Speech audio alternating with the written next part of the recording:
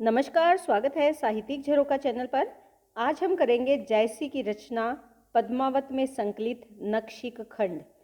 इस खंड में जयसी जी ने पद्मावती के सौंदर्य का वर्णन किया है। इसी क्रम में हम आज का पद भी करेंगे, तो आइए देखते हैं क्या कहते हैं। नाभि कुंडर मले समीरू, पद्मावती के सौंदर्य का वर्णन करते हुए यहाँ पर जयसी ने पद्मावती की नाभि की सुंदरता का वर्णन किया है। और नाभि को क्या कहा है? कुंडर। कुंडर यानी कुंड। नाभि कैसी है? कुंड के समान है। और इस नाभि रूपी कुंड से मलय वायु, समीर यानी वायु, मलय पर्वत से जैसे वायु की सुगंध आती है, उसी प्रकार इस नाभि रूपी कुंड से मलय वायु की सुगंध आती है। समुंदर भंवर जस भवे गंभीरू, समुंदर की भंवर के समान। समुंदर में जो भंवर होता है, भंवर का मतलब क्या होता है? जिस प्रकार एक बहुत बड़ा चक्र बन जाता है और समुद्र का पानी इसी चक्र के साथ जुड़ता चला जाता है, बवंडर कह सकते हैं इसे, कि समुंदर भंवर के समान। जस यानी जैसे, नाभि गहरी है, गंभीर है और चक्राकार है, उसकी समानता करने के लिए बहुते भंवर बोंडरा भय, कि उसकी समानता करने के लिए बहुत से जो समुद्र के भंवर है वो क्या हो गए? बहुत से जो भंवर है और जो बवंडर है, बोंडरा यानी जो बवंडर है, वो उसकी समानता करने की कोशिश करी उन्होंने। पहुंची न सके सर्ग कह गए, लेकिन वो उस तक नहीं पहुंच सके, यानी उसकी समानता प्राप्त नहीं कर सके। और इसी के कारण सर्ग कह गए, सर्ग कह गए यानी नष्ट हो गए, समाप्त हो गए। सर्ग यानी स्वर्ग को चले जाना या समाप्त हो जाना। और वो जब जो भंवर और बवंडर है वो पद्मावती की नाभि की समानता नहीं कर पाए, तो यहाँ से समाप्त हो गए, इस संसार से वो चले गए।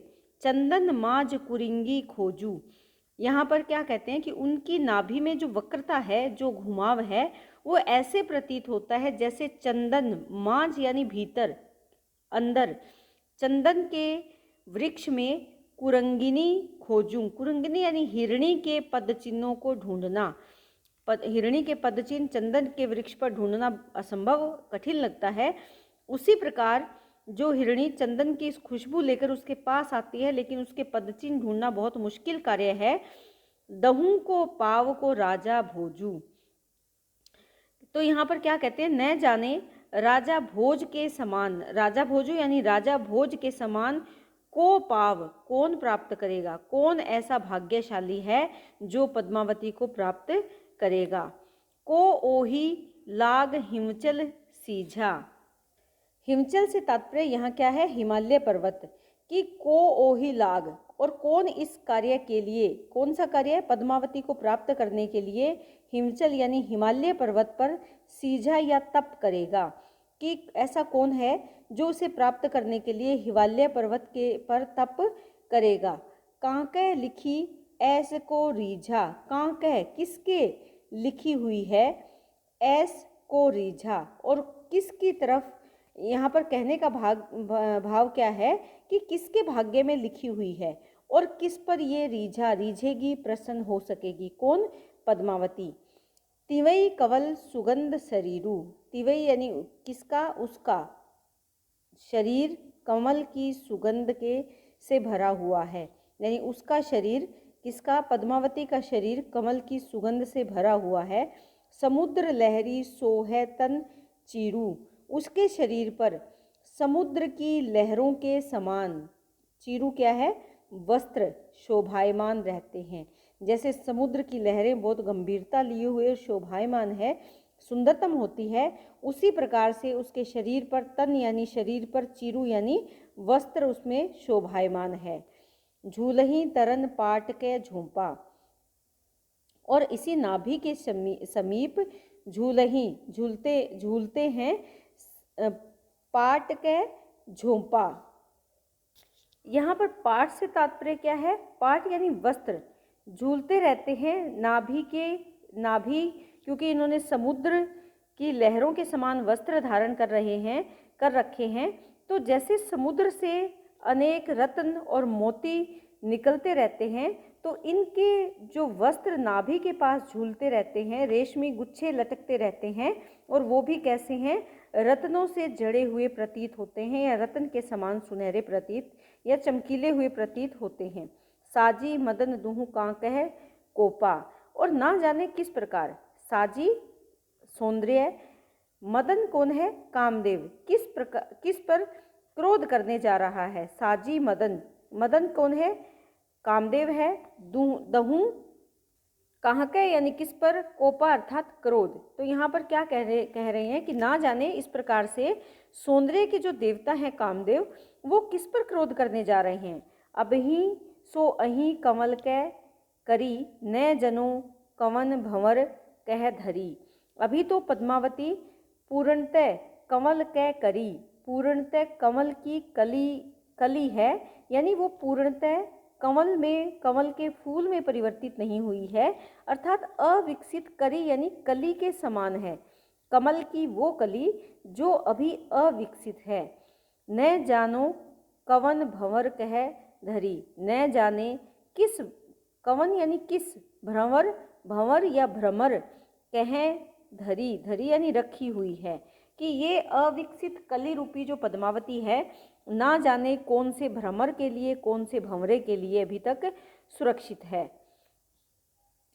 आगे दोहे में क्या कहते हैं, बेदी रहा जग बासना, परिमल मेद सुगंध, ते ही अर्धानी भंवर सब, लुबुधे तजही ने नीवी बंद। यहाँ पर कहने का भाव क्या है कि उसकी जो नाभि की सुगंध है, परिमल और कस्तूरी के समस्त, जिस प्रकार परिमल और कस्तूरी क्या करते हैं, समस्त संसार को सुगंधित करते हैं, उसी प्रकार से ते ही अर्धानी, जो संसार को सुगंधित कर रहा है या सुगंध पहुंचा रहा है, जो भ्रमर समूह है, वो भी उस सुगंध के लोभ में पड़कर उसके नाड़े बांधने के स्थान को नहीं छोड़ते।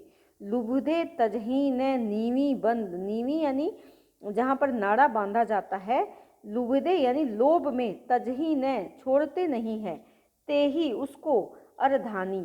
तो यहाँ पर वो क्या कहना चाहते हैं कि वो जो परिमल और जो कस्तूरी की सुगंध प्रकट हो रही है, उसी सुगंध के वश में जो भ्रमर हैं वो नहीं छोड़ना चाहते, जो पद्मावती की जो नाड़ा बांधने का स्थान है उस स्थान को नहीं छोड़ना चाहते। तो यहाँ पर अगर देखें तो पद्मावती की नाभि की बनावट, उसमें से उत्पन्न होने वाली सुगंध के सौंदर्य का चित्रण किया गया है। इसमें विशेष की अगर बात करें तो जैसे पहली पंक्ति में ही नाभि कुंडल, यहाँ पर हम देख रहे हैं कि उपमा अलंकार है, रूपक अलंकार है। इसके साथ साथ समुद्र की बात की गई है, समुद्र की जो गंभीरू की गंभीरता की बात यहाँ पर की गई है, तो उसमें हमें उपमा अलंकार की छटा सुंदर तरीके से दिखाई जा रही है। आगे वो क्या कहते हैं कि का कही, क्या कहूँ, क्या कह लिखी, कैसे लिखी, का कह या का कह लिखी, यहाँ पर अगर देखें तो वक्रोक्ति अलंकार हैं। इसके साथ साथ अभी सो अही कमल कै करी, न जानो कवन भंवर कह धरी, रूपकातिशोक्ति अलंकार का सुंदर प्रयोग किया गया है। जो दोहा छंद है, इसको अगर हम पढ़ते हैं तो यहाँ पर भी हमें अतिशोक्ति अलंकार दिखाई देता है। संपूर्ण पद में श्रृंगार रस है, माधुर्य गुण है, लक्षणा शब्द शक्ति का सुंदर प्रयोग यहाँ पर किया गया है। अवधि भाषा में 7 पंक्तियाँ यहाँ पर चौपाई और अंतिम 2 पंक्तियाँ दोहा छंद में लिखी गई है। तो इसी के साथ उम्मीद करती हूँ कि ये पद आपको बहुत अच्छे से समझ में आया होगा। इसी तरह चैनल से जुड़े रहें, लाइक शेयर सब्सक्राइब ज़रूर करें। बहुत बहुत धन्यवाद।